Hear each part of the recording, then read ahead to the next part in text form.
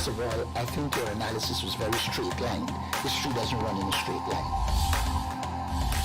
Kid, you cannot tell your neighbor he is stealing ducks when you are stealing frogs. As High Commissioner, I was wrong.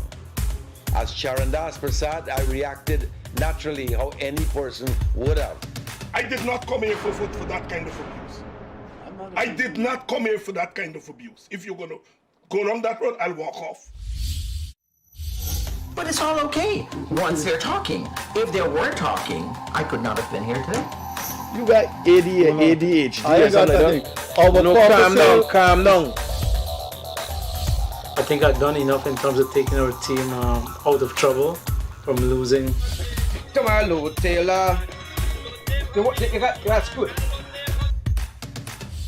I'm reading the script now, and the first person that comes to my mind to play a detective, Yes, but the an Chinese erratic Mickey detective is Mickey Rodriguez.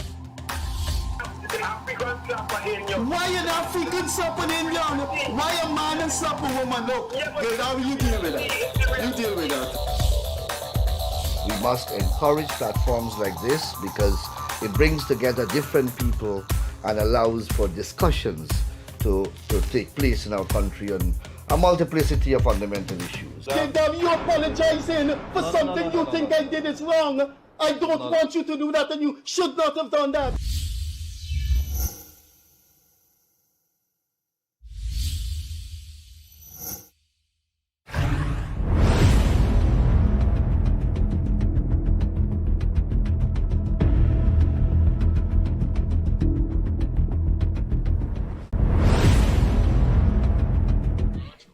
Hi there, welcome to another call-in edition of the Freddie Kissoon Show. As you know, Fridays, the past 2 years, have been allocated to call-in.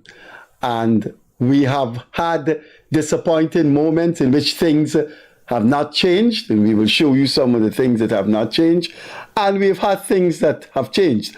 One of the differences to the call-in program is the presence of an influential actor in the corridors of power.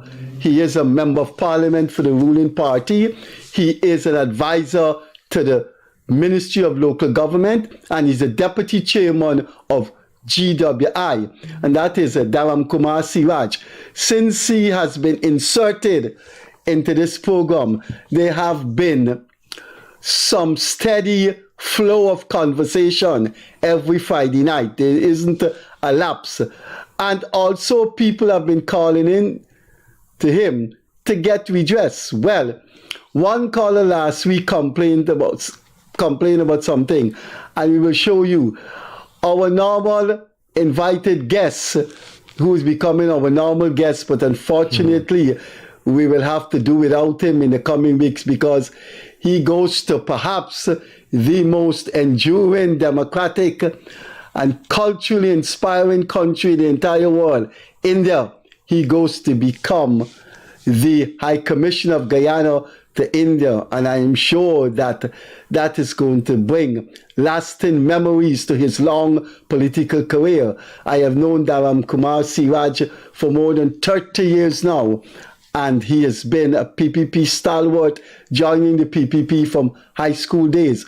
So a new journey for Dharam Kumar Siraj, High Commissioner to India. I certainly will miss his presence because for the 35 years we've known each other, we have had frequent conversations and meetings, and he's done things for me.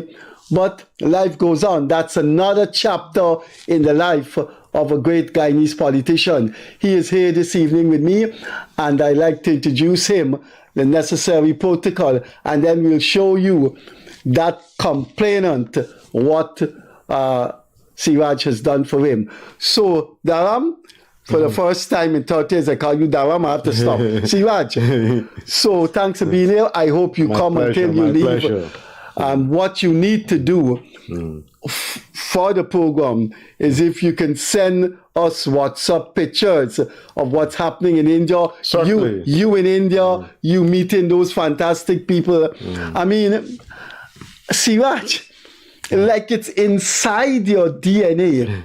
If you are post-indentureship generation. Like it's inside your DNA to want to see this country, want to interface with it. I'm telling you, I feel that way. Yeah, if somebody is saying, look, hotel booked for 2 weeks, everything is fine, name the country.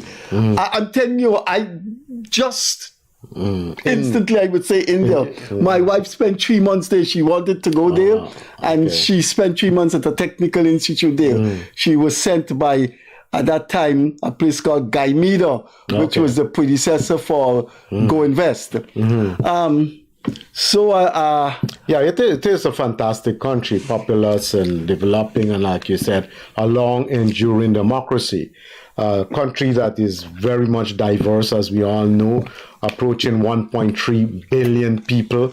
You have hundreds of different dialects and languages being spoken, a wide diversity of culture, and the caste system that is there is still somewhat functional, and it's a huge challenge to harness the energies and that diversity and to make it what it is today. And I'll say hats off to the current government of India for the progress they have made with that huge country after it was devastated during colonial rule. Pre-colonial period, India was a major player in international trade, accounting for just about a quarter of all goods that was traded internationally. And post-colonial, it was reduced to just about 3 or 4% of global trade. So that was the devastation. The destruction. Yeah, definitely. So it is a country with, like I said, a huge diversity, a very challenging country, and such huge potential, especially for Guyana. So I see huge areas of cooperation there in information and communication technology, in agriculture, in research, in science, in medical science, in construction, in sports, in oil and gas. So tremendous amount of potential for economic, social, political, and cultural cooperation between Guyana and that large state of India.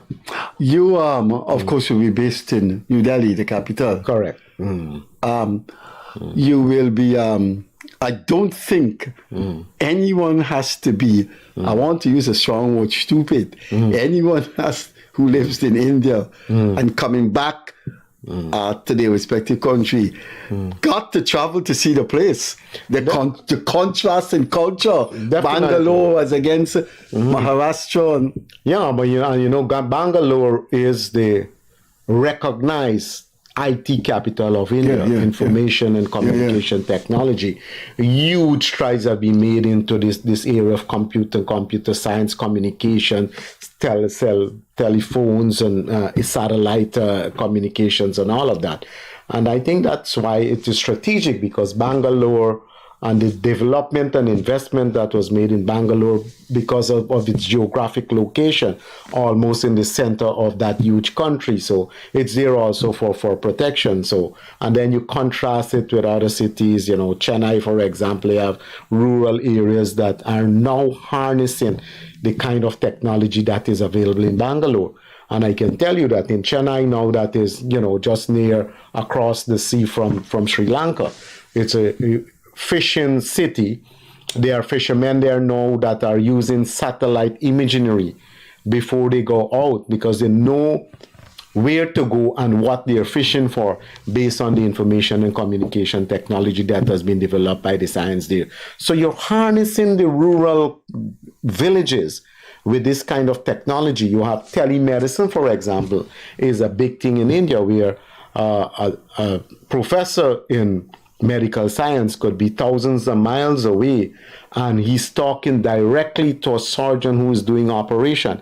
And what that surgeon on the ground is seeing, the specialist is seeing 1,000 miles away, and is able to direct what to be done during the operation. He's able to direct what is to be done post-operation, simply because of this development of technology, information and communication technology. And I see here now in Guyana, our Ministry of Health is talking that too, and I'm certain that a lot of that technology would be sourced from India itself.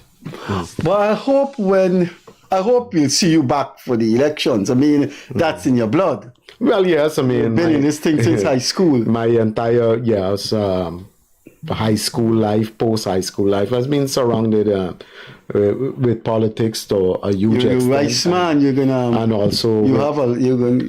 But you know, there's that's gonna be an area of interest when you go to India. Correct. You're gonna And, be you know, asking people about rice.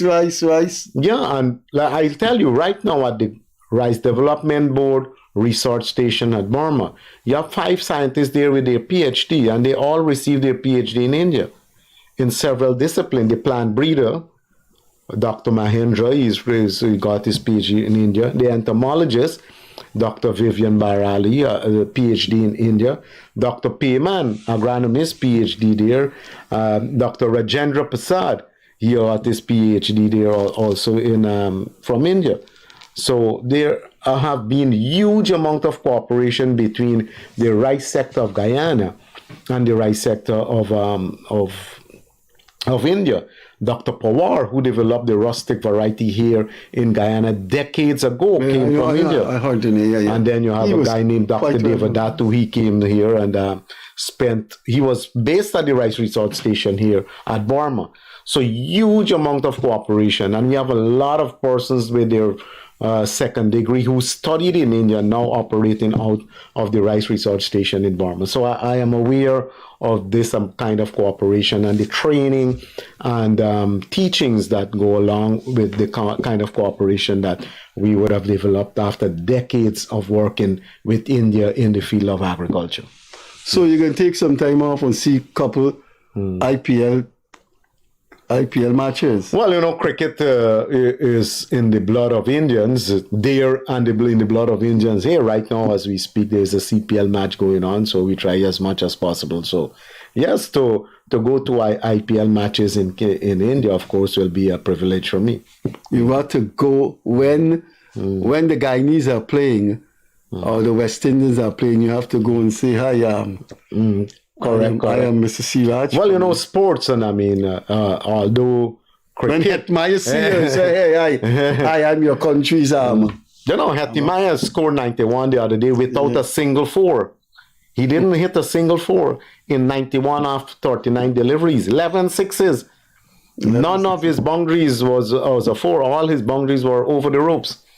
I have never heard of any other innings of over 50 that was scored without a 4. He's gone in the record book. I think that's in the record book. 91 without a single 4 in 39 deliveries.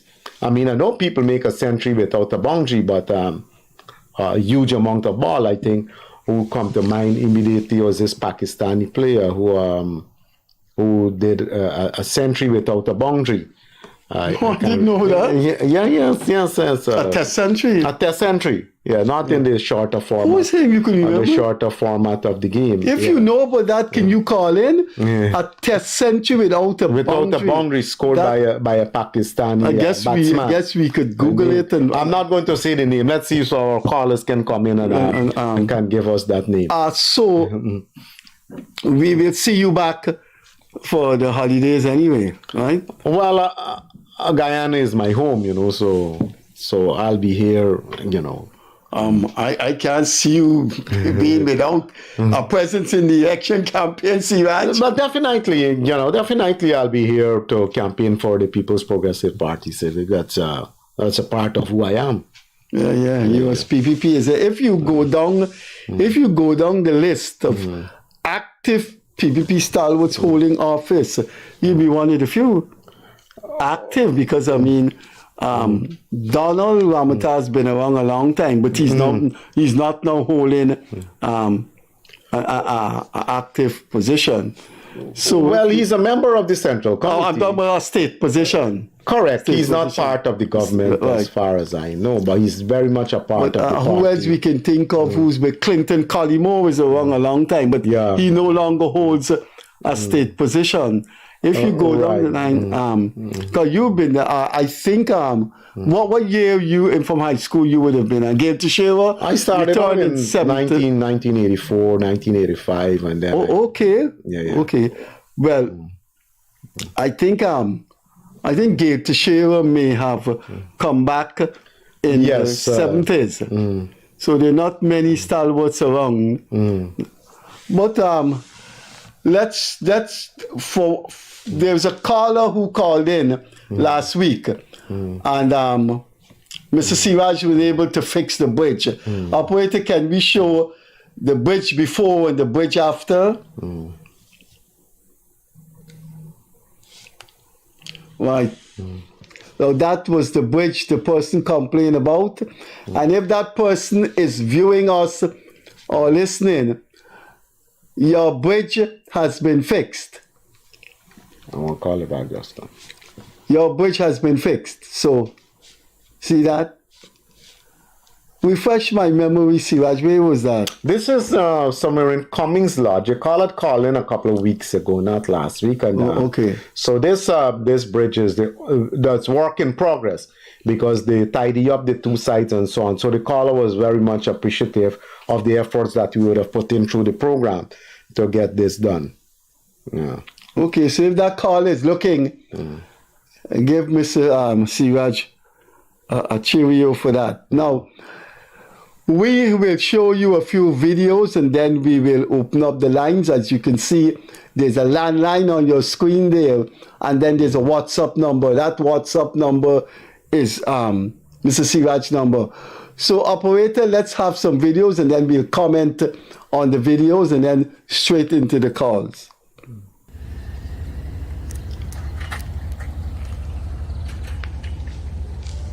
Now this is the man that's living on the seawall in that hammock, and I have an update for you on that hammock thing. Last Saturday evening, the police moved the guy who was pushing his cart, selling sugar cake and what have you, and I thought it was unconscionable that a man pushing his cart on the seawall esplanade, and a guy is living right there with a hammock. So I contacted the senior police officers about that contradiction. How can you move a guy selling chicken foot, what is called chicken foot in case foreigners don't know, a little thing made out of flour. How can you move the guy? And there's a man living there. He has his water, his clothes. So I called some senior officers and they told me that they want to keep the esplanade, the seawall esplanade, very, very tidy. They don't want these vendors coming in and next thing you know, one thing leads to another. And I said to one of the senior officers, well, you have a point there. These vendors may, make the place look unkempt. But the man with the hammock is there for 2 months and he's making the place look unkempt. I don't want to repeat some of the things that the officer said to me, but I argued. I said, that doesn't make sense to me. They all agreed that vagrancy is a problem. And I said, well, if vending is a problem and you're moving the vending people, if vagrancy is a problem, why you have the guy with the hammock there, living there? Now, last week, an interesting thing occurred with the guy living in the hammock. I was right there. It seems to be a man of unsound mind. And you had small children playing right where his hammock is with their parents. And that man was cussing and swearing for almost 15 minutes in the presence of little children. We put this thing on the show about 2 months ago, and we said it's going to turn out badly. And that guy was swearing and cussing, and little children were playing right there. And so this week, senior police officers told me they can't have the vendors pushing the cart there. This country, sometimes you wonder if there's another one like that. And when you talk about these things, it has nothing to do with a particular minister, a particular government, a particular institution. Sometimes it's just esoteric, it's just strange. that you could move a man pushing his cart, selling sugar cake and little confectionaries because you don't want vending there to make the place look unkempt.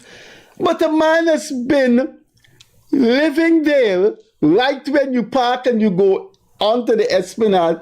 A man has been living there for 2 months and have on some man cussing up badly in the little children hearing him.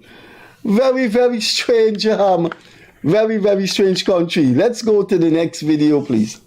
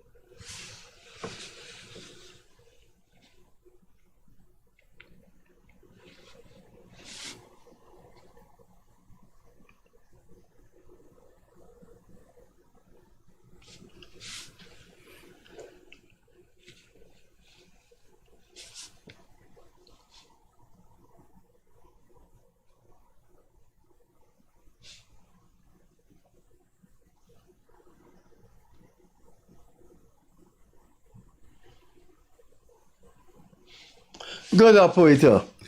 Now, listen what I saw last week.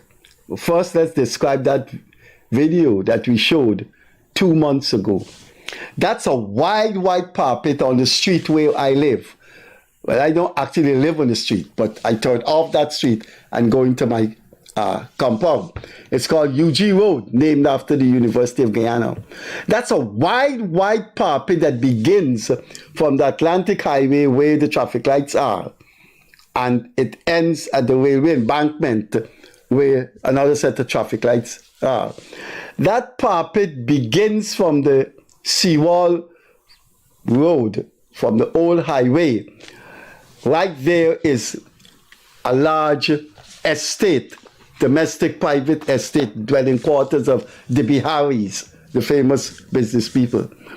They have a huge estate inside there with huge parking space for their visitors when they have their events there. But yet, on that wide, wide parapet, as you can see, nobody can park there. They put huge slabs, and next door, it continues with the Gafu Hotel. Gafu has a bed and breakfast or whatever. Apartments. Apartment complex there. And you can't park on that wide, wide parapet. They have occupied the parapet with encumbrances so people won't park there. And you know what I saw? On Vasinjan Road from Lamahar Street, going north. You're on Vasinjan Road going north on Lamahar Street. You pass St. Joseph High School, you pass the GDF headquarters. There is a wide, wide parapet there. A wide parapet there. Anybody who uses Georgetown would know the parapet on Vasinjan Road opposite the Army headquarters. A lady has a canter that is selling there. And she comes morning, she moves in the afternoon. She ain't got no structure. She doesn't have any structure. She puts her canter there. She has a banana, mangoes, pine. You buy it. 4 o'clock comes, she's gone. Ministry of Public Works went to her and tell her she must move. They don't want anybody on this parapet. They want it to be aesthetically appealing. A wide parapet and no encumbrances. Point taken. For the second time. Point taken. But you can move the canter. Look what the Biharis and Gafu have. They have taken a white carpet and encumbered it. But that lady who doesn't throw no garbage, nothing there, people drive up, like I have done it millions of times, drive up by her. I bought bananas from her last week. So we went to her and we told her, I told her, we would take this matter up. I will fight this matter. I will atavistically return to my youthful days and fight that unconscionable thing that you can't park on the public carpet where I live on UG Road. What the BREs have done. But in the same way, we're told that you can't have any incumbents on that carpet on Vicinjon Road. How can that be right? Using any argument, how could that be right? We will show next week what Banks DIH has done. If a poor lady selling mangoes and pine cannot park on the carpet with a canter and then she's gone, how could this country tolerate what the BREs and GAFUs are doing on the UG? Let's look at another video before let's exhaust these videos, then we'll open the lines.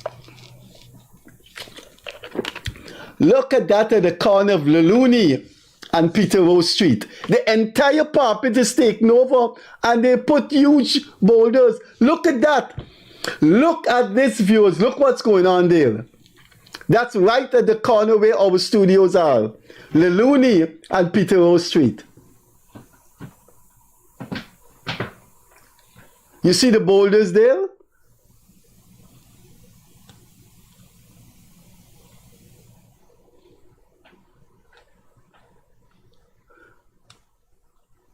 Now here what's the problem. When we went to investigate that place, I called out to the person living there. And a lady by the name of Melanda Janki came out to the window.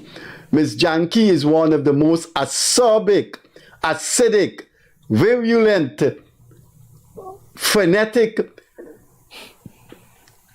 criticizer of the government of Guyana in the most uncompromising way. Mrs. Janki has predicted gloom and doom for this country because of the oil industry. And I went there to say, how can the occupants of this carpet have something like that? She came to the window and I just turned away because I didn't want to have a conversation with her. The things I see that woman write about my country, that I grew up in poverty in, and now seeing development. Nobody can lecture me in this country. I know what poverty is like. Then I became an academic, and I know what the dire straits of a balance of payment was in. I taught of UG for 26 years and know what an empty house it was. And this lady, Melanda Janki, is a relentless critic of the oil industry. You may have a problem with the contract, but that is an investment that is taking us somewhere, right? Every foreign investor will be criticized. So I don't want, when she came to the window, I didn't engage her. But if you look at that clip, right at the corner where that carpet is taken over at Lalouni and Peter Rose Street, there's a school. And you should see what happened this afternoon at that school. When that school is over, there is confusion there. So if you're going, you cannot accommodate the incoming car by going a little bit in the carpet. That carpet is taken over right where that school is. We showed that 3 months ago. Nothing has changed. And there's a school right there with a jungle of cars. One of the things in my community, I live in a gated community, has nothing to do with me being mean. Don't they call me a petit bourgeois? I don't have any funds to back that up. But when you live in these communities, the government makes makes the road very narrow because not like a public road as such. And yet in my community, some people pick boulders on the parapet. And sometimes when the garbage truck coming in, you can't go, you can't move and go on the parapet. You know, people, they've got to change the law. And everybody's transport that they own for their house has now to include the parapets, because your transport stop up to your gate, but people have taken over the parapet and it's now part of their ownership. So the government should change the law. Parapets now is part of your transport. So when the transport have the square feet of your land, excuse me, should include your parapet. Let's look at our videos, and when we're exhausted, we'll open the line. Can we see the next video, please? Now, where is this? Now, look at this. That's a street. And that's the parking spot for the Georgetown Hospital on Lamahashi. Now, look at these two cars. That's my car, the colored car, and the white car is Akash Persaud. When we were going, nobody can come out.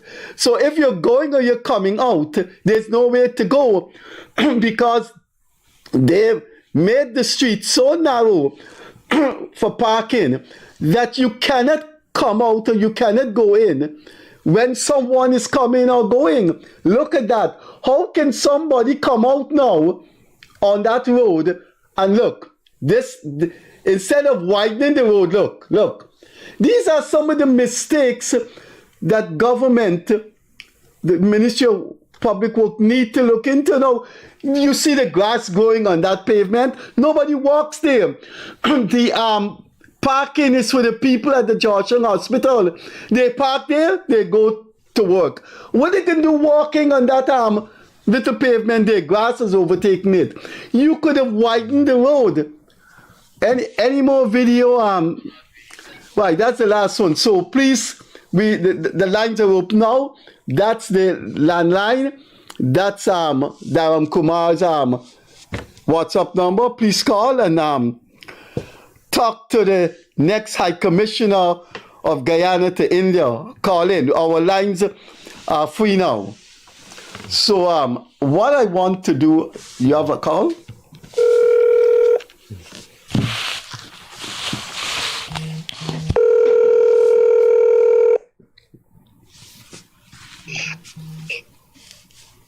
Good evening. Good evening, Skipper. Yes, you're calling in relation to...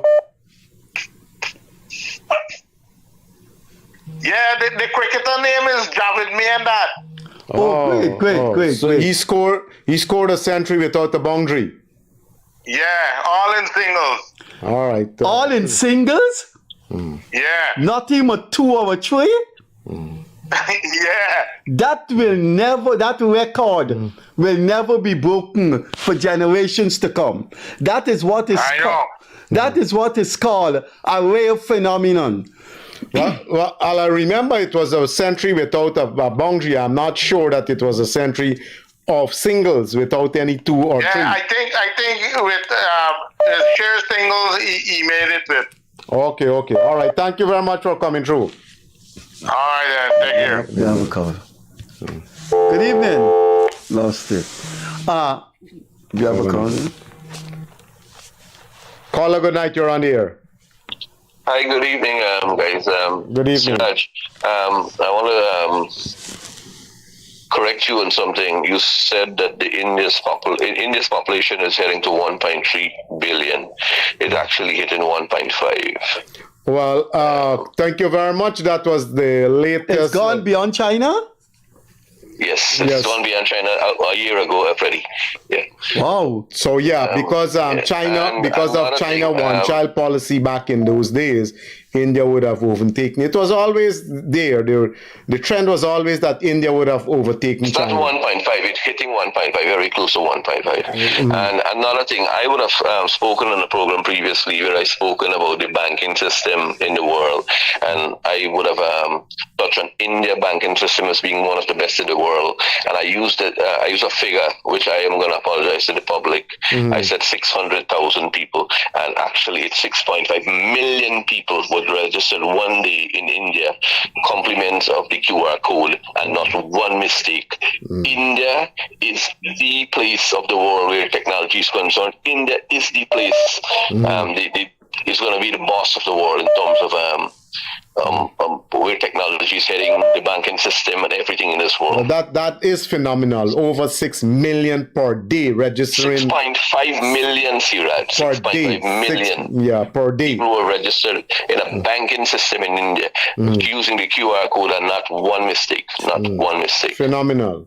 That's the kind of technology we need here. You said something about cricket earlier. I missed that part. What was the question about the cricket? Caller call, and I said I know there was a batsman, the Pakistani batsman, who scored 100 without a boundary, and I was making reference to the 91 scored by Hetimaya without a 4. He scored 91 in 39 deliveries without a 4. He struck 11 sixes, and I said that I have not heard of any innings past 50 without a 4 in it here at the CPL level in this format of the game. Well, in relation to the Pakistani cricketer did it? Yeah, caller called in and said Javed Miandad. I don't know about that. I know if Andy Gantoum would have made 100, and it would have considered the slowest 100 in the world, and he never played another test. He didn't score a boundary in that 100. Well, he didn't score a boundary in it. But this guy is saying Javed Miandad only score 100 with singles. So he made 100 singles. Nah. He doesn't know what he's talking. Trust me, he doesn't know what he's talking. Andy Gantoum of Trinidad would have scored 100, and I think he didn't score a boundary in that. Right. Well, there are 3 other batsmen. There's a guy named Hill who scored also 103. Yeah, I saw that. I actually, when you mentioned it, I Googled that. Oh, okay, yeah. I Googled the Hill guy. Yeah, and I know also, I think Sangakkara in the shorter format of the game, one day international, he scored a century without a boundary also. But that's that is one day international. If I do, I'm apologizing. Yeah. All right, so I think he has that one wrong. Oh, okay. All right. So wait. You are saying that in the century Javed Miandad made, there may be 2s and 3s in it? Yes. Well, that's my recollection because I know it was without a boundary. But like I said, I'll have to check that back. Well, I'll definitely check that back myself because I'm a fanatic for cricket. And because I'm actually looking at the game here tonight that you would have spoken about. And, I saw the Patriots were 3. Okay. Look, we got a call. We lost that? We lost that?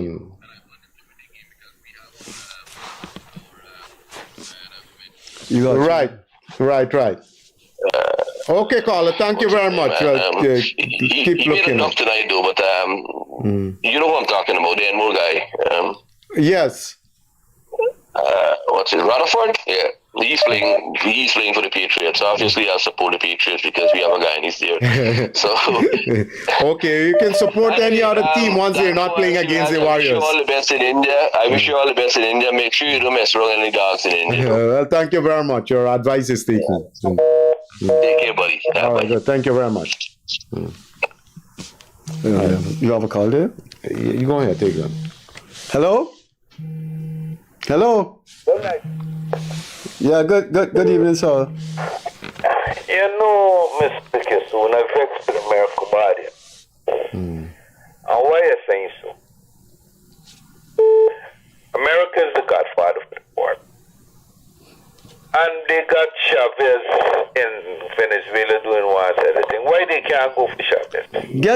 Get your facts right. Mr. Chavez died years ago. Not Chavez, Maduro.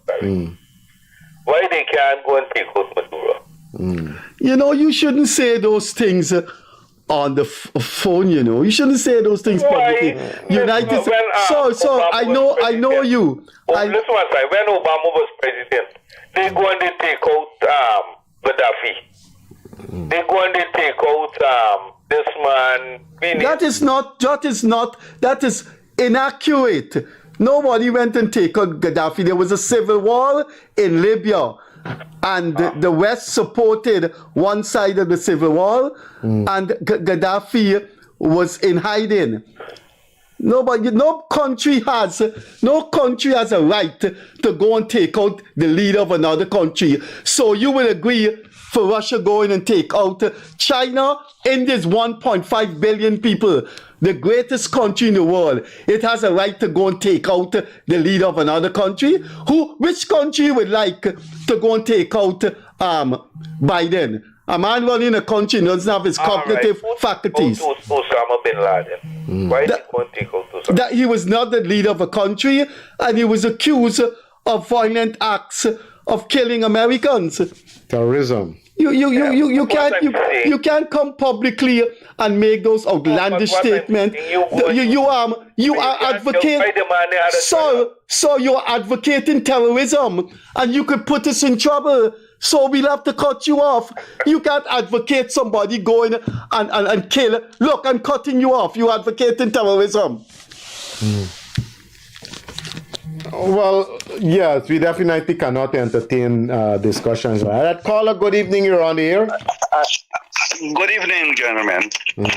Last week I called in concerning this airstrip in Ikeraku. Oh, yes, with Mr. Charles, yeah.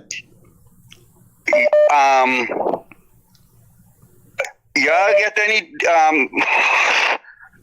because I think Mr. Charles? The other guy, Akash Persaud, I'm not sure what he said. He's going to look into it because they tell me that they ensure that if Mr. Charles get the contract. Well, we weren't sure, but you said he got the call. I was just saying that he got the contract and it's not him, it's not libelous. I was just concerned about the part where you said the things are breaking up, nothing has been done. But I think that's fair comment.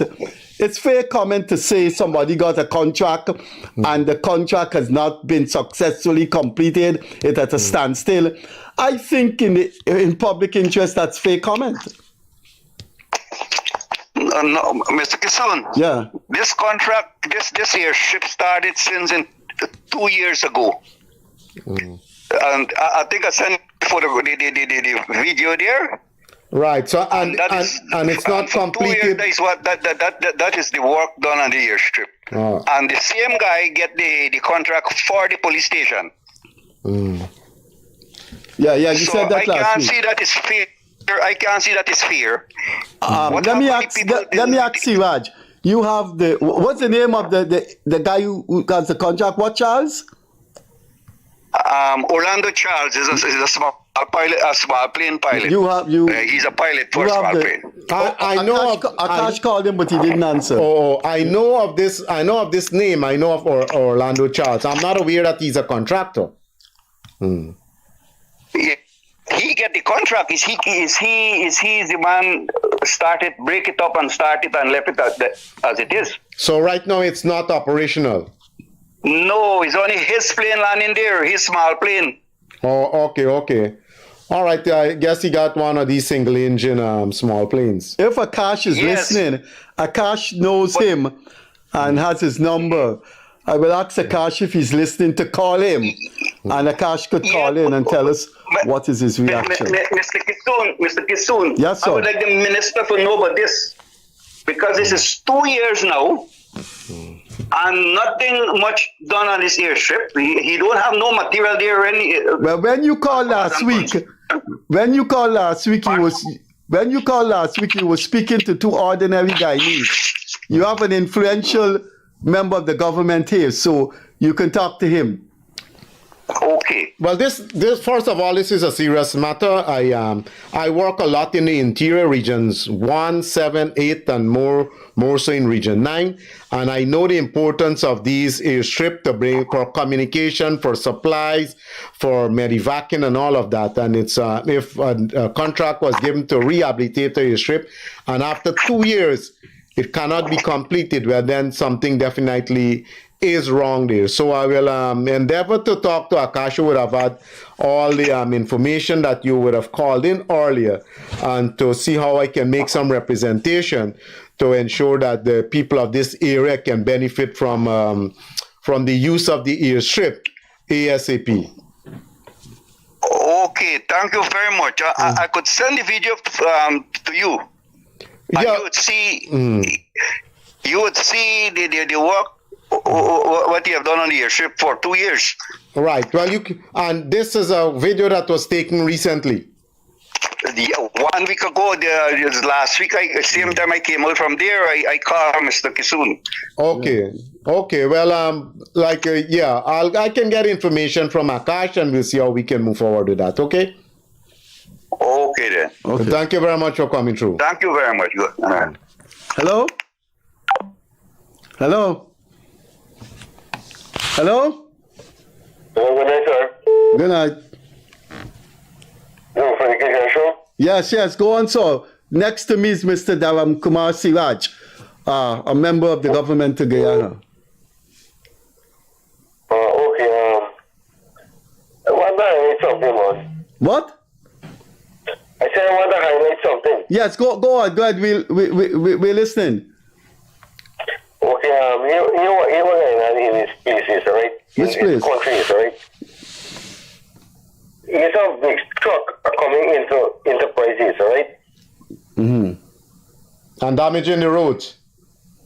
Breaking up the road, not damage the road. Breaking up the road, not damage. It's not damage. It's a breaking up the road. Right. So caller, this is happening in a number of small villages.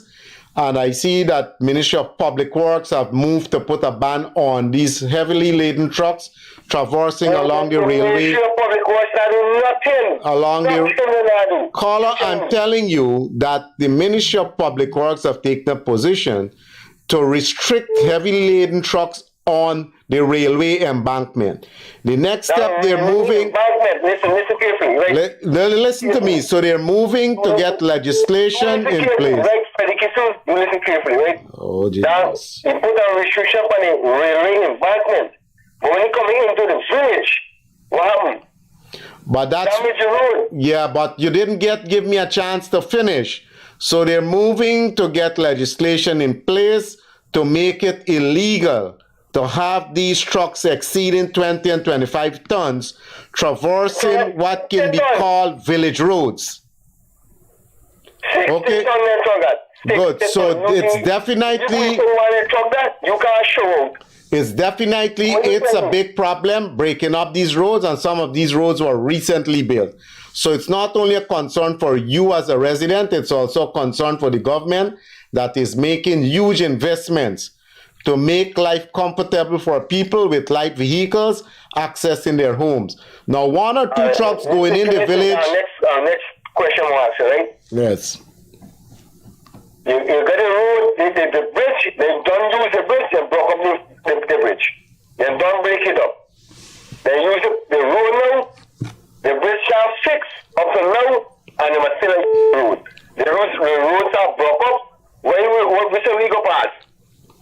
Well, I agree with you, caller, that this is indeed a problem in many villages, including yours. And steps need to be taken to address it. It's an enterprise. You tell me enterprise. Yeah, I know it's happening in Enterprise and many other villages. This village, no access road in this road, I carry to out the main road, College Inn. Yeah, College Inn. This road I carry to this main road I carry to the roundabout where that zombie go there.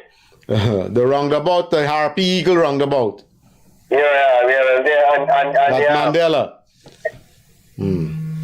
All right, so okay, caller, we note your concern. Like I said, there is a recognition that this is a big problem, and the steps are being taken to address this.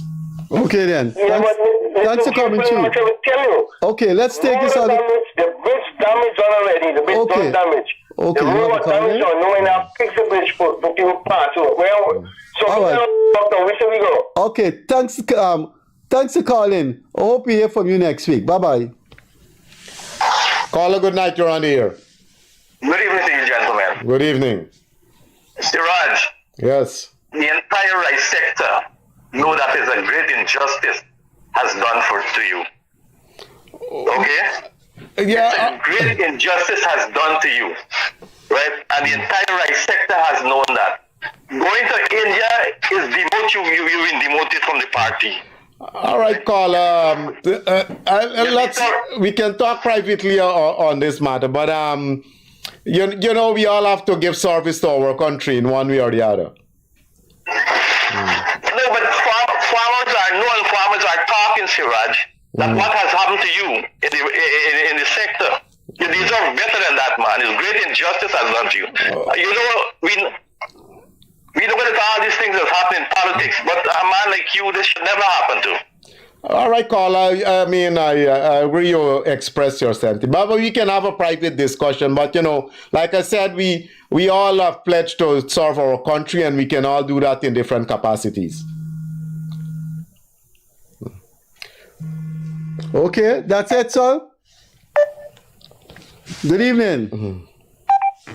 Good evening. Hello? Yes, sir. Good evening. Yes, go on. We listen to you. You're live on the air. All right. I have a little problem. I know this is concern the government and concern nobody. But I'm calling about this CPL stories that's going on. In our festival now, there will be 3 matches that they play. And if you look on the East Bank Road there is temple close to the stadium. Last month when it played in Navratri, we had a problem getting to the temple. By the time we get there, service finished. So I don't know if anybody can talk to anybody in authority with this concern. In terms of better handling of the traffic? Night traffic, because the CPL will be playing 3 matches, will be playing in our festival Navratri. Yeah, and because of that, you have huge traffic problem. Huge traffic, and the noise from the stadium disturb the temple at Providence and so on. If you look there, temple close to the stadium, and we're really been disturbed about it, and there will be 3 matches in the festival. I don't know how they assess it like that, but it's a big problem for us. Yeah, so you have a clash with your religious activities and sporting activities. Right.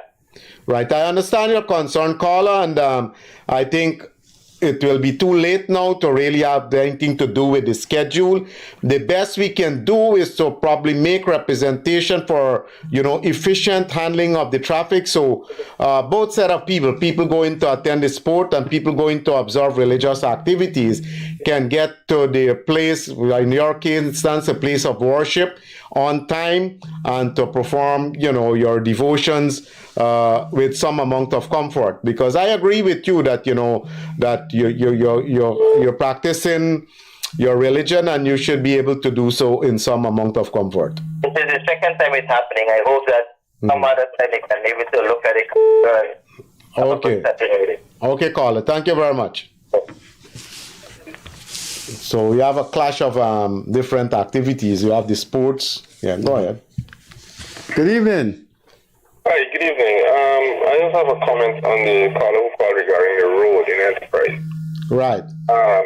Yeah, I know there's legislation that's going to take time and that happen, you know. Correct. Disruption will pass. But in the meantime, that happening, I think the main access, because these new schemes are building on the East Coast. So I'm living on the East Coast. Right. They're using these community roads to go in securing material to develop these new schemes. They have to be developed. Correct. But what they should do, the main access road that these trucks are traveling, these heavy laden trucks, can't avoid these heavy laden trucks because they have to carry material in. Right. It's part of our development. Yes, prevent. You will get some disruption, but they should try and make these main access road, like the one for Enterprise, where you're going from where Old Dipcon is. Build the road in such a way that you could accommodate these heavy laden trucks, and you could go catch the concrete road and then go into the new scheme they're building at the back. So they don't have no need to go into the alternate roads in the community. And it could be less disruptive.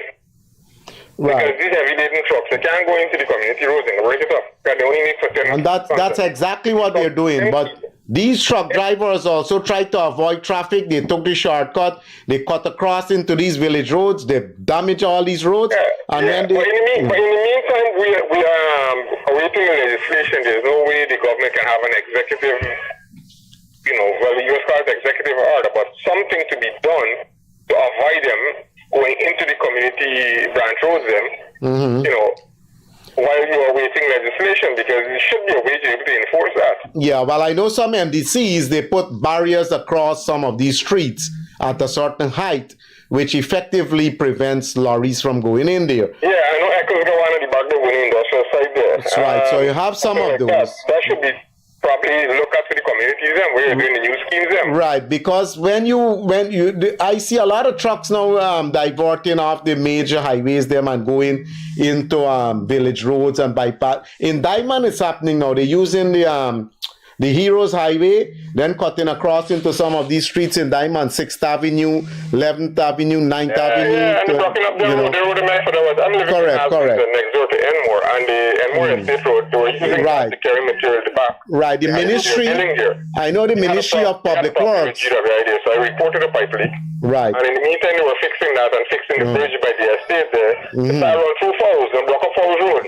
Right, so I am aware also that the Ministry of Public Works have started a process to find a suitable qualified contractor to start monitoring weight of trucks using these mobile scales. So hopefully that problem with them from the last government. Right. So right. So this will be able to address some of those concerns of the trucks them that are loaded beyond their capacity. And at the same time, with development, there's some bit of disruption, so you can't be balling for every single thing. Correct. All right, caller. Thank you very much for coming in. It's very valuable points. Yeah, thank you. Take care. Good. Bye-bye. Caller, good night. You're on the air. Hello. Good night. You're on the air. Hi, good night. Go ahead. Lower your volume. We're hearing ourselves. Lower your volume. Lower your volume.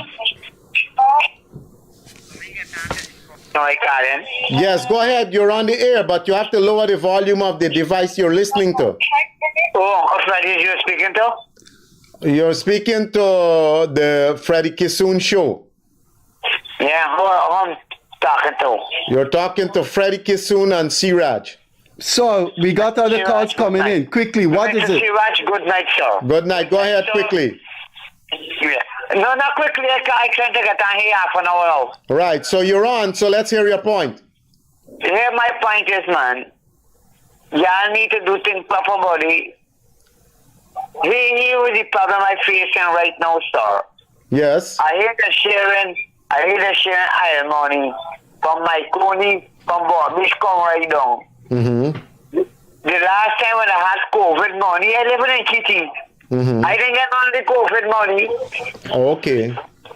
I didn't get no COVID money, so I'm hoping I get somebody iron money right now. Well, I hope you get your benefit from any initiative that the government roll out. Man, here man, the government and the opposition is Uncle Freddie, you know what he's talking about. Let me tell you something, brother. Everybody come to your doorstep and begging for votes for them. Right. Election time they come begging you, begging you, calling for votes. When you don't put them in there, they have no time with you. All the political parties say like that. But you know, the record of different governments speaks for itself. I mean, they might touch the individual life.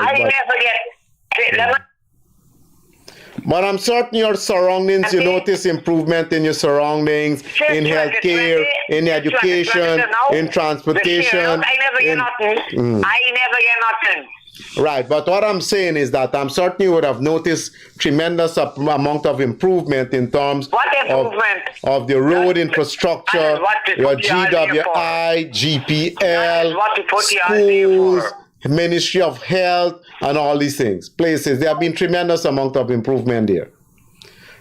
You know, so I hope that you'll be able to benefit from all the government programs that are being rolled out. Let's hear it. Caller, good night. You're on the air. Good night, sir. Go ahead. I'm just calling about these disposal service at peak hours in the morning when you're heading into town. Link Street, heading north on Link Street. Yeah, I know Link Street, Charlestown. Yeah. Yes, sir. It's a one-way. Right. Yes, sir. All those areas, why the disposal service are allowed to operate between 8 a.m., like peak hours, 8 to about 10, 8 a.m. to 10 a.m.? This is garbage trucks? Yes, sir. Well, in some area, they're lucky to get them anytime at all. Right? We have had several complaints. Operate in some countries, they operate from 6 in the evening to 6 a.m., 6 in the morning. Our roads are very narrow, so why this allowed? Saul, you're talking, Siraj can speak for himself, but you're talking to someone who's experienced that thing up to 2 weeks ago on Sandy Bab Street. Yeah, some of these roads, when the garbage trucks are on that road, you can't pass. You have a point. In some countries, they do operate outside of that with school now open. That's madness. But I'll tell you something. There is a restriction in this country of container trucks between rush hours. But yet those container trucks are all over the place at all hours. Mr. Kissoon, who will enforce the law in this country? Mr. Siraj just spoke about the Ministry of Public Works is in the process of stopping these big trucks from entering villages and so on. Look at the same thing at DSL, Mr. Siraj, at DSL by the traffic light there. Right. Where they have these no stopping sign, and these people are stopping there. Many days I witnessed people getting into other people who just stopping just like that to buy dog food. Well, people stop to buy dog food and bread and all kind of thing on a major highway. These things ought not to happen. Who will enforce it, sir? Right, but caller, you made a good point there. I mean, in some areas you have time for these utility vehicles to traverse, because indeed it's a problem at 8 o'clock in the morning you're picking up garbage. I mean, that is an essential service with school hours and all of that, and it can be quite frustrating and it causes you to be late. So I guess we'll get there and all of that, but these things take some time, and I'm not making any apologies for anyone, but definitely stopping. I live on East Bank, and I know what you're talking about.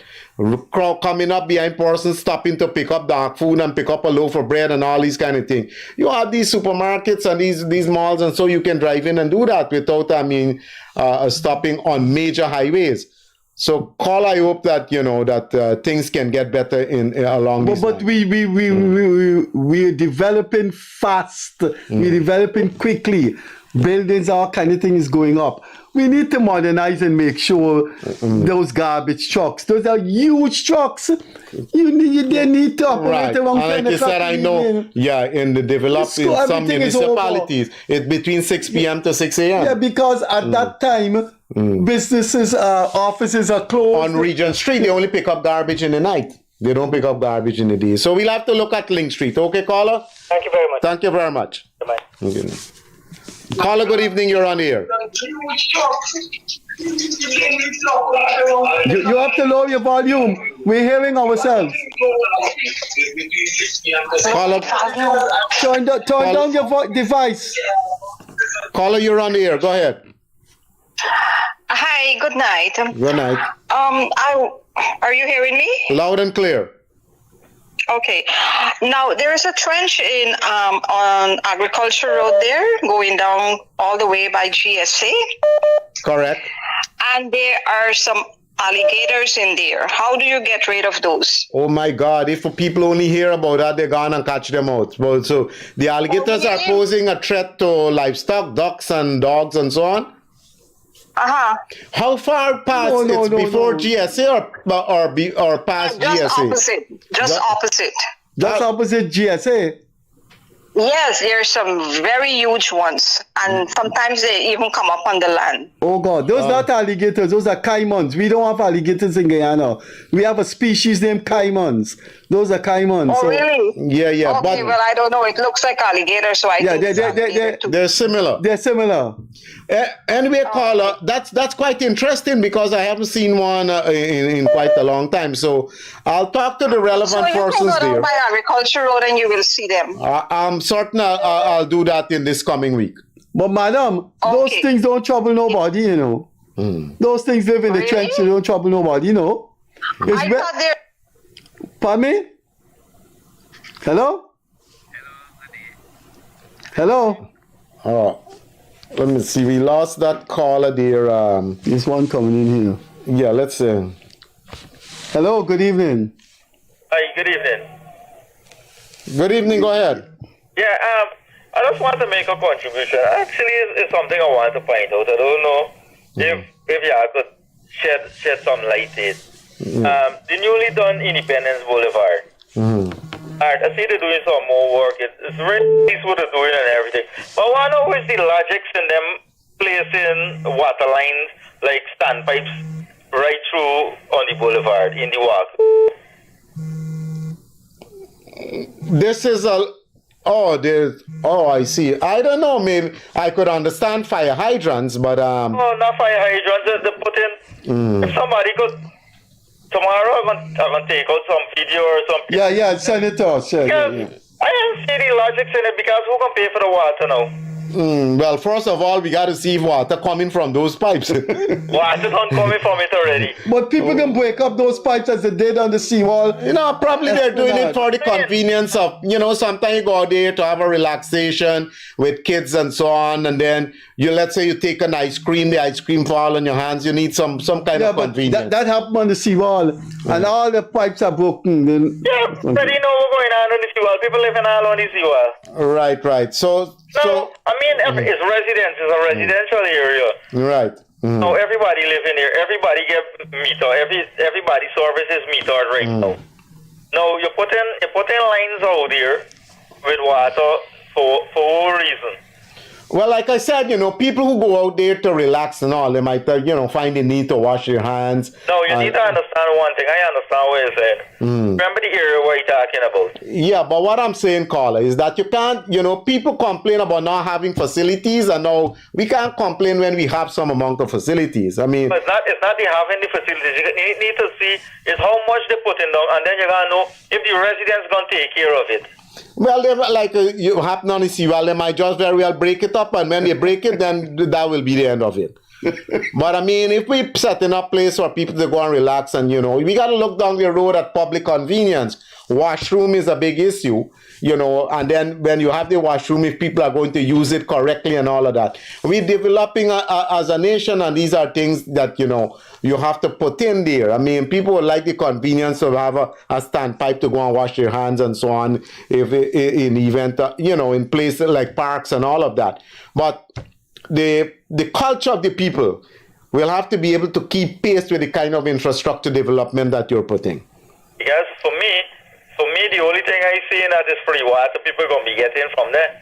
Well, once they don't waste, I don't live once they don't waste area, but if I was on the area or in the vicinity, I ain't paying a water meter bill. Well, once they don't waste the water, that's a major concern. But access to water is a universal human right. Yeah, I know. All right, caller. Thank you very much. Have a good night. Yeah.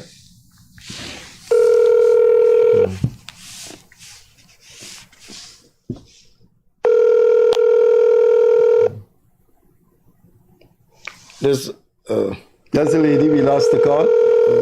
Yeah. Saw the Cayman. I inadvertently knocked it off. So with the technology, she's not answering. Hello. Yes, caller. You're the person who reported about the Cayman in the canal along Agriculture Road. All right. So we took note of your concern. So I know all those people there, the people who are attached to GLDA to GSA, to NARI, and because they know, so I'll try to investigate your story. So it's affecting the resident on the other side. It's not on the GSA side, so it's on the trench on the other side. Okay, I understand. In Agriculture Road. I know. I'm very familiar with the area there. Yes, so it's on that side where the residents are. Okay, all right. Thank you very much. They have a guy named Kero doing some vehicle repair works and so on there. Oh yes, yes, that's the location. But Kero does eat them things out. I don't know how unless he changes diet now. But you shouldn't catch a thing and eat them. No, I don't those know, things don't. I think it's very dangerous. No, madam, those things don't trouble anyone. It's when you trouble them, then they get crazy. Those things live in the trench and they don't trouble. Alligators don't trouble anyone, you know. Well, caller, thank you very much. I am so afraid of those things. I mean, you imagine it's in front of your home. Would you come out of your gate? I know, I understand what you're saying. Yeah. Okay, thank you very much, caller. Okay. Hello? Hello? Good night. Good night, go ahead. Yeah, I'm calling to give my concern about a village on the West Bank that named Good Intent. Good Intent, yeah, I know Good Intent. Yeah, there's some large these big truck that they're creating. One is right in front of the end. You want to send it to Mr. Siraj WhatsApp number now? If you get some pictures, you can send it. So because I will take some pictures tomorrow. Right, and next and you can send it to our program. Also, if you look at it more fishy, they do a nice concrete road, yes, but the same culvert that they try to build back a new one, the same concrete, they left it right on you. That's when you're coming out to the street, it's like a blind sight you're coming out to. You know, they have a lot of recklessness going on in this construction sector. There are a lot of steels out there, point of view coming out from the street, you can see. Then there's a very large patrol in front of the street also. So you play with your life when you're coming out the street. You can see if any vehicle is coming, it's a blind sight to see him. Okay. So I will take the pictures tomorrow. Sure. Okay then, thank you very much. Bye-bye. Yeah. Caller, good night, you're on the air. Please lower the volume of your device you're listening to. Hello? Yes, go ahead. Hi. Good evening. Good evening. Hello? Hello? Yeah, good evening. Good evening. Go ahead, you're on the air. Hi. Good evening, fellas. Yes, please go on. Yeah, I would like to share some views here. I would like to share some views here. Mr. Freddie, I would like to start with your preamble last week, Wednesday, when you had your program there with this guy. Hello, are you there? Yes, I'm listening, sir. Yeah, BCSR and the other guys, them. Yeah. You were saying that in your preamble you were saying you are calling ministers and all of Turkey to come on the air, and they are refusing. They're making excuses and all sort of stuff. But these guys, them that you call regular, like Leonard Craig, the Pandit guy, BSSR, and the other guys, them, they always come and they're on the program, and the program is there so that they could come and they could say what they want to say. It's free. You come and you say what they want to say. Now the thing is this here, that is okay. That you could come on the program, you could say what you want to say. Right, caller, you have to make your point and move on. Hello? Yes, you have to make your point. You cannot be repeating one thing over and over. So make your point when you're listening. I'm not. Sorry, I'm not repeating. What I'm saying is that these guys are coming and use the program. You said that 3 times already. Okay, whatever message you're sending out to public, you're misleading them. They're misleading people, and nobody is here to correct them. Stop there. If you think they're misleading people, there are others who think so too. And they could come on the program. When somebody come on the program and said the government is bad, somebody could come on the program and say they're talking nonsense. It's a forum. in which we allow people to say things so Guyanese can learn and people can share their views. What are you saying? You don't want the Pandit man to come on? Well, if you don't want the Pandit man to come on, the program will have to close. When the Pandit man come on and he says things that are untrue about the government has an obligation to say, look, we're going to come on that program and call out the nonsense he's talking. That is normal debate, and that is normal in any country. I don't get the point of what you're saying. But on the program also, Freddie, we have to encourage people to be as factual as possible. So if they're not, if Mr. Smith come on and he's not factual and he talk nonsense, someone should come on and they're invited to say and describe the nonsense Mr. Smith talk about. This program is open to every politician, opposition, ruling party, and all they have to do is call and they're on the program. As simple as that. Any minister could call tomorrow and they're on the program. Are you listening? Are you there, sir? Hello? Hello. Call him back and let's... Seems we lost the caller.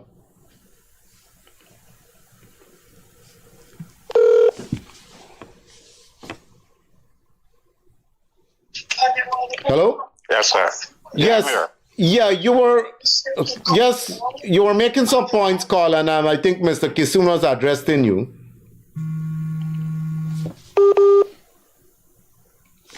Hello? Right, you have Kiran Jabu, you have Mr. Yearwood. So I've answered you. We've invited people and all types of people from all types of profession, from all types of political parties. I don't understand what you are saying. If we invite people to come and answer Mr. Jabu and they don't want to come, what do you want us to do? Are you there?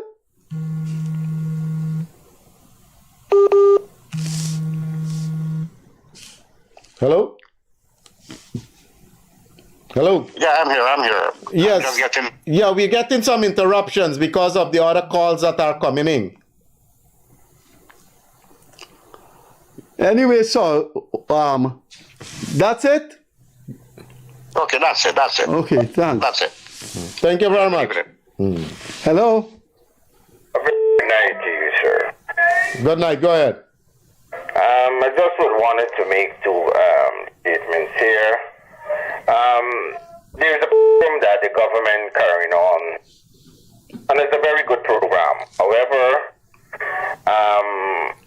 these facilities that they're putting in, the playgrounds, these where that you can go and exercise and lose your body weight, etc. I would like the government to, at least when they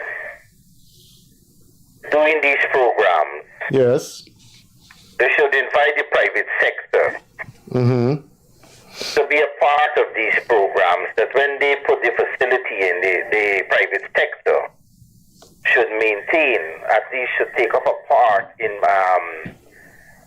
I would say, maintaining or looking after these facilities after it's already in place, it's installed, and the public is using these facilities. Well, some section of the private sector and some companies does do that as part of their corporate responsibility to citizens and customers by maintaining certain facilities. And it's a good point. It's a good point to make. People can contribute towards the maintenance. And like I said, some of them do that, exercise that initiative. Others, they're just concerned about making profits. That's what I'm saying. Like in the national park where I do go and exercise. Right. They need some kind of attention there. Right. However, another thing that I just want to raise quickly. Yes. This is known as the Guyanese First People or Indigenous people. Very good people that we do celebrate. Correct. However, at I believe the public need to be more aware of the programs that is going on with the indigenous people. Correct. I agree with you. I'm calling upon the Guyanese people to come out to support the Amerindians. They have a lot of programs. They have a lot of things on sale. They have an art show. The art show should be interesting to all Guyanese. Right. Well, the program, I must let you, the program is very much public. It's there, and people do attend these activities, especially at the Sapphire Exhibition Center. They have different activities taking place. I think this weekend they have a early morning fitness walk, if I'm not wrong. So the programs have been published in the dailies, and but I agree they probably need to do more about on television and so on. I will end here. Yes. It's really not only coming out but supporting. They have things on sale. Come out and support. Buy these things from these people. These people come from far, from all regions, and Yes. And they need a kind of support, and I calling upon the John public. I think on Monday they will have an art exhibition. Right. I believe that place should be packed to see how Amerindians work at the Castellani's house. Right? And support, buy whatever they have. I support them. Anyway, sir, thank you so much for your time. Okay, bye-bye. Right, yeah, so we can join the calling on the public to support the different activities that have been planned for in observation of the Heritage Month, September as Heritage Month. Go ahead. Good evening. Yes, good evening. This is the Freddie Kissoon show. Yes, sir. Yeah, I'm pretty concerned. Yeah, Mr. Siraj is also here. You know, Mr. Siraj is the Deputy Chairman of GWI. He's advisor to the Ministry of Local Government. Yeah, good night, everybody. Yeah, I'm pretty concerned. Starting with the banking system.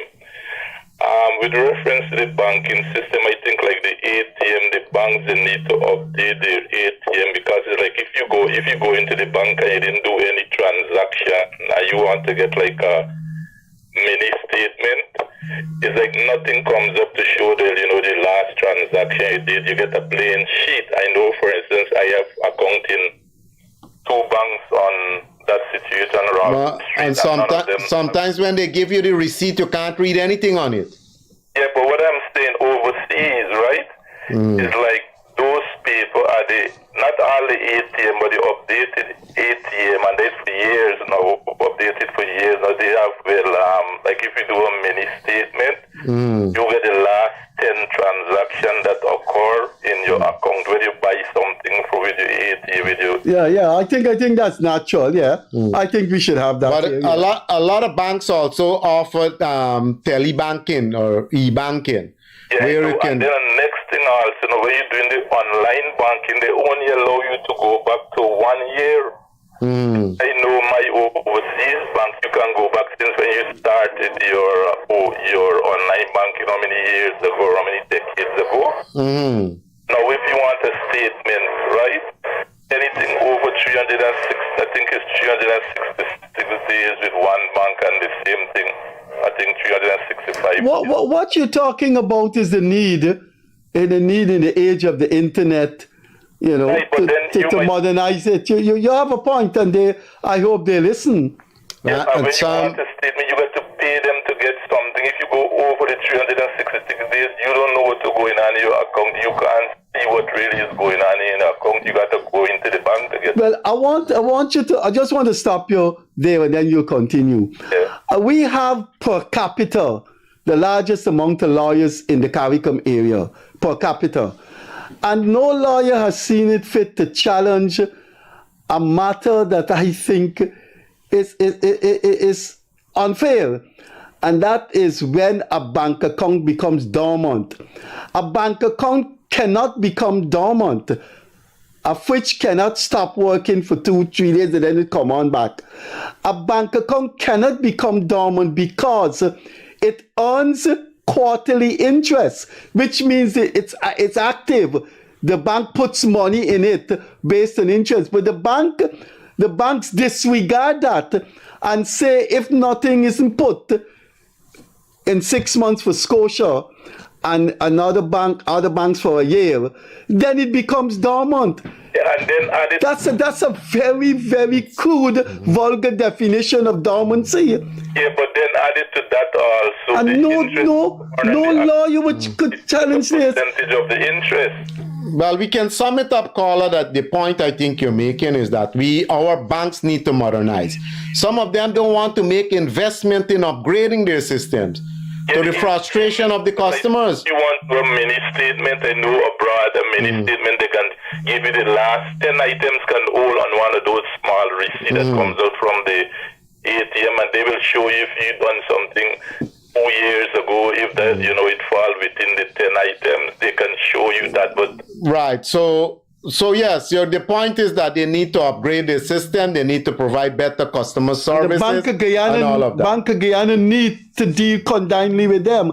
For example, they do not send a notice telling you when your account is becoming dormant. When they tell people that, people will go in. When it become dormant, you got to produce something that your grandparents had. You have to produce. No, it can be very frustrating to. Coming back to the same banking system, you will have your photo ID, your passport with all right. So we understand the point, caller. We understand very much that there's urgent need for them to upgrade. The signature has to match the signature that was there how many years ago. All right. So let's not belabor the point. Years goes by, your signature has changed a little. And it's a big problem. And next question also, coming to tourism of this country. The museum is a very thing. Many tourists, when they travel, these iron tourists, they like to go to your museum, your zoo, and all these things. We know we have a museum by GPO there. I think they should move the museum there. There's a spot. Well, I know land is hard to get in Jackson, but the railway embankment between Parade Street and High Street. Right. The museum should be more easily accessible to people. They should make a big 4-story building there and remove those exhibits from there, and you pay to go in instead of going a free museum, because you have to pay to go into the museum and they can generate back. Okay, that's a good point. Yeah, it's okay. And next point also. The time is going quickly. Avenue of the Republic. We got 3 minutes more. Yeah, there's some iron there. I think from the last government or so, they put some bar that to prevent you going over the bridges, like let me say like North Road or let me say North Road. Yeah, those things are traffic hazard right now. No, but they have these things left there. People, I know of people. Person who stumped their foot on one of these things. Yeah, I know a car man who knock out his bumper also. Yeah, no, well, it wouldn't be a bump, it will be a foot, because it's just behind the bridge and the road. Now you can stump your foot and fall into traffic. Yeah. There's some iron that are there that used to, like where the bar used to do a small rail line. Used to be attached to. Some of the rail has been removed, and those small things like iron is still there. All right. Somebody stumped their foot there. All right, caller. Thanks for coming through. Okay, then. Contact us next week. Bye-bye. Caller, good night. You're on the air. Yeah, good night. This is Mr. Dharam Kumar Siraj. And Mr. Freddie Kissoon. Go ahead. The Honorable Dharam Kumar Siraj, sir. Yeah, and Freddie. Good night. I have a great concern. Go ahead. You guys know Desmond Moria. Who? Yes, I know Desmond Moria. Yeah, I know him very well, yeah. A friend of mine. Okay, so we all go up in a place called Land of Canaan. Okay? Yes. And since my open, I'm 50 years old, since my open a barn under the PNC in 1975. I go up with all my exercise book with Bornham on the cover and height. Right. And we have a great concern. These people who calling in and talking about all these kind of thing or patrol and thing is irrelevant. What is relevant is that me who pass through the strugglation, not because I'm living abroad, because this is a foreign number. Nobody talking about the real issue. The real issue is that we live in land of Canaan since 1989, and we never get title for our land. And it's very heartrending that I donated at least 30,000 US a year because I'm doing well in foreign. And I want to get a title for my land. I want to come home back and do something for our poor people. No, you should get your title to your land. And Desmond Moria has not been able to help you? I never reach out to him because well, I think you need. One of the guy who helped him. I want the guy who helped him. Them get title for the back.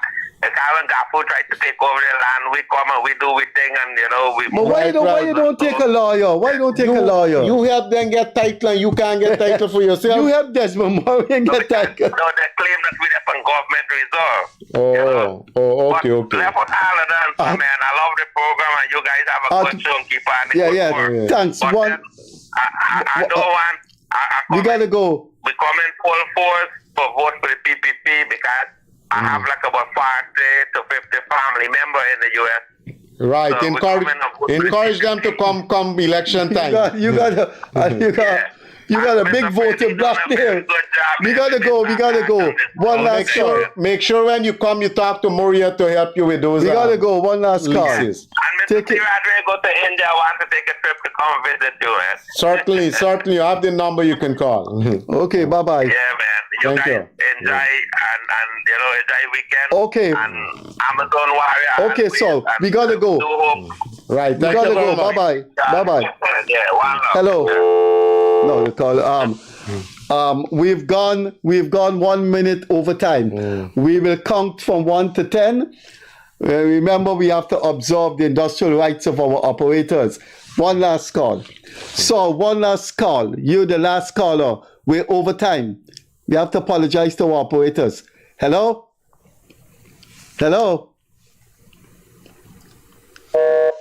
Right, you've got any call there? So we can go. Yeah. We've got to go. Okay, yeah, let's go. You got a call there? No. One last call, sir. You're the last caller. I just reminded Mr. Siraj about the night at Militants at Sandy Bob and McDougal Street with Chinese restaurant. Correct. The noise there. Right, I ain't see doing nothing about it. Yeah, I must start from 8 o'clock. Yeah. Until 10, 11 o'clock in the night. Right now, when you pass going home, Mr. Freddie, you could stop and hear the music playing right now by there. The night. At Middleton, they raided the Chinese supermarket to open a drinking spot there. Yeah, it's a rum shop now. And the government ain't doing that. They're going to kill the bodies to shoot them out bringing chicken. Right? The revenue ain't doing nothing. They ain't doing nothing. Buying US, you do that kind of thing. Like he's selling liquor. All time. All right. You drink it on the spot. We're over time. Thanks for coming through. Keep banging away at the issue. But the government not coming through. Y'all ain't doing nothing about it. All right. Well, I hope Siraj does something with it. Hold on, man. Have a little patience. Bye-bye. One last call from Siraj there. Let's see. It got to be a couple seconds. Caller, good night. You're on the air. You have a few seconds. Yes, Siraj. Go ahead. I'm praying about this battleground now. The Cummings Lodge here again by UGG. Cummings Lodge, yes. It's not by UG Road there? Yeah, man, by the 6th Street and UG Road. Right. Correct. With the pipeline leading out into the area there. All right. Yeah, man. I can't tell you about this thing. I know. We have calling. to get it resolved. Keep calling. We've gone 3 minutes over time. Yeah, keep calling Freddie. All right. Me and Mondian. All right. Call next week Friday. We got to observe the rights of our operators. They got to go. It's 10 o'clock. Thank you very much. to hear from you, man. All right. Good. Take care. Bye-bye. Okay, Siraj. Okay, bye. Well, our time has come. We have to thank our faithful. I have to thank my faithful friend, Kumar Siraj, for being with us. I hope he will be with us until he leaves beautiful Guyana, and we can have as much of him and his help until he leaves for India. Siraj has been my friend a long time. One of the better, open-minded persons. I'm saying this because I've known him. I've been a critic of the PPP government, of how the PPP govern, and everybody in the world knows that. But in all those times, Siraj never said, you criticize my government. If I'm not talking to you. And that is why we've remained friends for so long. one of the better persons the PPP and politics have produced. On behalf of Siraj, catch you later. Bye-bye. See you Monday when we have an interesting guest. Bye-bye.